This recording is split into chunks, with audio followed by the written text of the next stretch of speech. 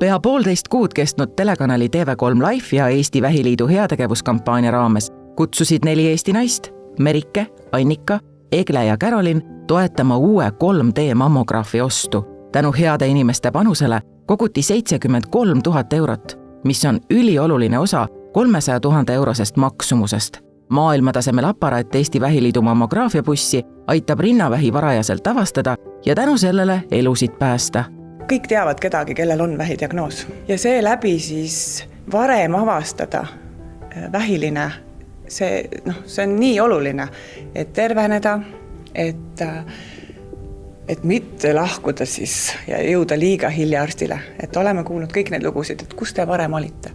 Eestis diagnoositakse igal aastal ligi 1000 uut rinnavähi juhtu. Kui haigus avastada varakult, on see ravitav.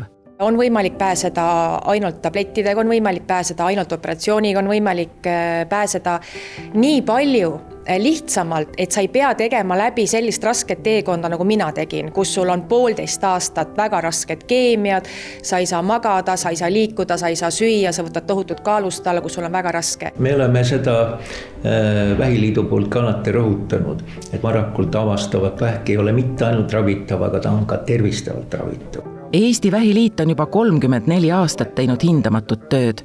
Maie Gipti juhtimisel keskendutakse vähi ennetamisele, varajasele avastamisele ning vähipatsientide ja nende lähedaste toetamisele.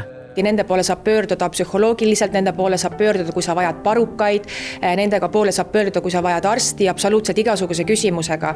Ei ole oluline, kui vana sa oled, kui suur on su kontojääk, sinu roll siin elus, vaid sinu tervis. Kui tervis on korras, siis kõigega muuga saad hakkama. Ma hindan elu, ma väärtustan iga päeva, ma armastan elu.